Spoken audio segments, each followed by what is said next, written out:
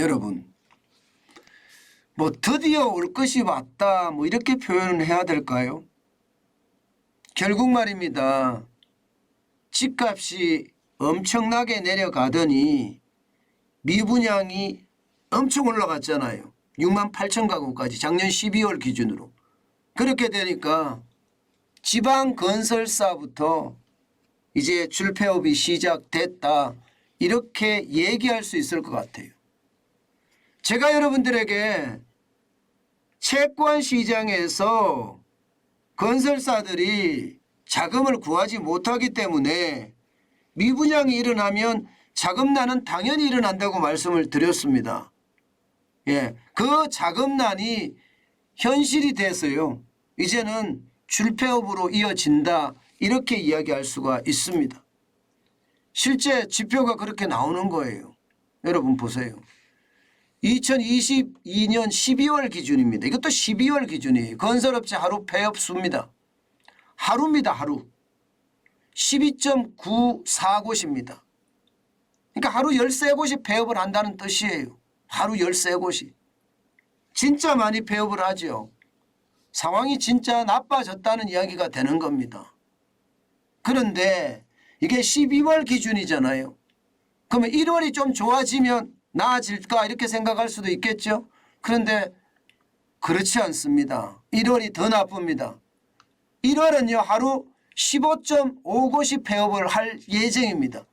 현재 추정치로는요 1월에 폐업 건설사가 480개사 정도 될 거다 이렇게 예상을 하거든요. 그러면 31일로 나누면 15.5곳입니다. 12월이 401곳이었는데 이 401곳이 결국 하루 12.94곳 하루 13곳이 폐업한다고 했던 거거든요. 그런데 1월은 더 심각해지죠. 이게 말입니다. 작년 11월도 226곳이었고요. 작년 10월도 239곳이었습니다.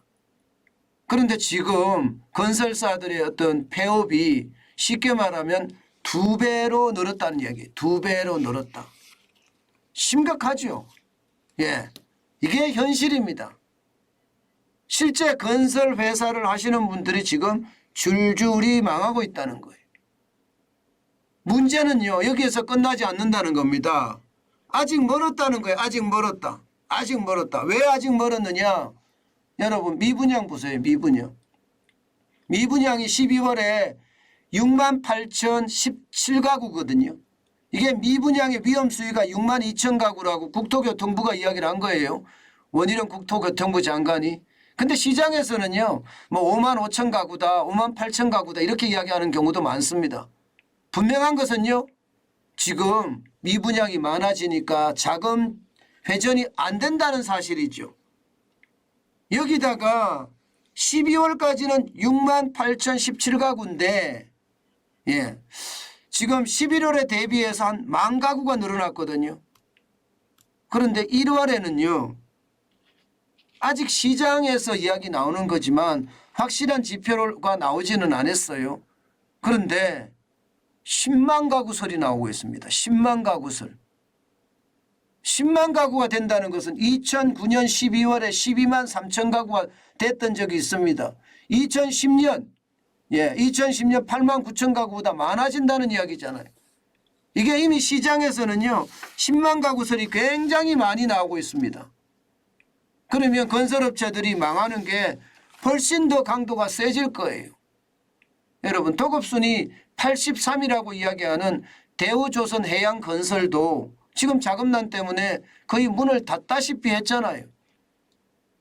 그러니 자금난이 얼마나 심각해지는지 저는 보여질 수 있다고 생각을 하는 거고요. 그만큼 말입니다. 건설업체의 상황이 참 쉽지 않습니다. 문제는 아직도 떨어지고 있다는 거예요. 아직도. 떨어지는 폭이 좀 줄어들기는 했습니다. 떨어지는 폭이.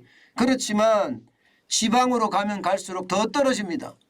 서울은 1.77%인데 비해서 말입니다. 세종은 4.5%가 떨어지죠. 대구는 2.42%가 떨어지고 있습니다. 부산도 2.19%가 떨어지고요. 대전도 2.05%가 떨어졌습니다. 경남이죠. 1.99%가 떨어졌어요. 그러면 여러분 가격이 계속 떨어지면 사람들이 집을 살까요? 안 삽니다. 더 큰 문제는 분양 물량이 더 늘어났습니다. 지금 보시는 것처럼 이게 지방 같은 경우는 입주 물량이 2022년에 비해서 굉장히 높아지고 있어요. 심지어 제주만 하더라도요. 132가구를 작년에 공급이 됐다면 올해는 거의 10배입니다. 10배. 1094가구가 공급이 되고요. 경북도 장난 아닙니다. 4747가구에서 배가 넘는 거의 2배 가까이는 2.5배 가까이 되는 11,231가구가 공급이 되고요. 울산도 보세요. 울산은 배가 넘습니다. 작년에 3,856가구였는데 8,786가구가 됩니다. 대구도 난리가 났어요. 작년에도 지금 2653가구였거든요. 그런데 대구 지금 36,059가구예요. 대구가 평균이 말입니다. 아마 이 정도 물량은 소화할 거야 하는 그 물량, 적정 물량이라고 해야 되나요? 한 8,000가구 정도 된다고 해요. 8,000가구에서 10,000가구 정도 된다고 해요. 작년에도 배가 넘었는데 올해는 3배가 넘습니다. 그러니 대구는 더 많이 떨어질 수 있는, 미분양도 더 많이 날 수 있는 그런 상황에 직면했고요. 경남도 이게 한 가구였거든요. 그런데 원래 15,221가구가 되니 미분양은 더 많이 날 수밖에 없는 게 현실입니다. 그렇게 되면 지방건설사, 줄도산, 줄폐업 이것이 확실히 현실화되고 있다는 이야기입니다. 더 큰 문제는요. 시장의 이야기인데요. 시장의 이야기를 들어보면 말입니다. 여러분 대기업에서 받은 돈을 인건비로 투입하고 돌리고 그런 업체들이 많다는 거예요. 임금 돌려막기가 시작이 됐다는 겁니다. 여러분 대기업에서 이게 쉽게 말하면 돈을 받으면 중요한 게 자재값을 좀 치러야 되거든요. 또 인건비도 치르고요. 그런데 자재값을 치르지 않으면 그 자재를 납품한 건설사들은 어떻게 될까요? 자재를 납품한 작은 건설업체들 그냥 줄줄이 망할 수밖에 없거든요. 그러니 이게 대기업에서 돈이 들어오면 일단 인건비 먼저 넣고 그 다음에 자재값을 준다는 건데, 그러면 인건비에서는 그나마 다행일 수 있지만 물론 요즘 인건비도 쉽지 않다는 이야기 많이 나옵니다. 대우조선해양건설은 사실 상황이 진짜 나쁘다고 이야기하잖아. 인건비 체불까지 있다고 하니까 쉽지 않은 이야기예요. 여기다가 자재 건설사들도 함께 망할 수 있다는 게 지금 현실입니다. 지금 현실. 임금 돌려막기가 시작이 됐다는 것은요. 결국 말입니다.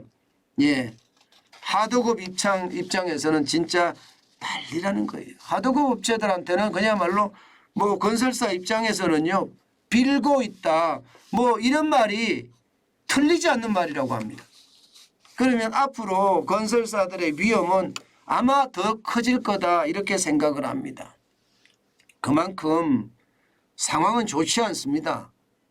경제 상황이라는 게 제가 현실을 여러분들에게 합리적으로 객관적으로 바라볼 수 있게끔 설명을 드리는데 그 설명들이 점점 현실화돼요. 제가 여러분들에게 말씀을 드렸잖아요. 건설업체 줄도산 될 가능성이 높다는 아주 작은 지표들을 가지고 과거와 현재와 미래를 분석을 해드렸는데 지금 미래가 딱 맞아 떨어진 거죠. 이런 건 안 맞아 떨어져야 되는데 그죠? 그런데 그게 현실이 되고 있다는 것은 결국 말입니다. 경제 상황이 진짜 좋지 않다는 거예요.